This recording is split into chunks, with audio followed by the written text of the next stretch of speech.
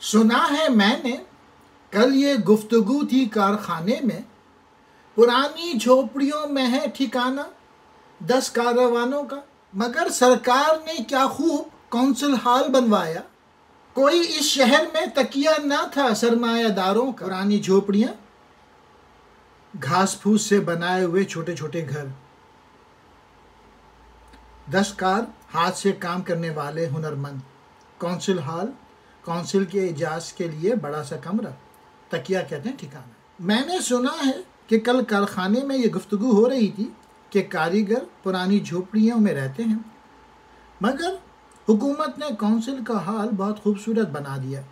سرمایہ داروں کے جمع ہونے کے لیے کوئی ٹھکانہ موجود نہیں تھا، لہٰذا ان کے لیے حکومت نے یہ اچھا کام کیا، مگر کاریگروں کے لیے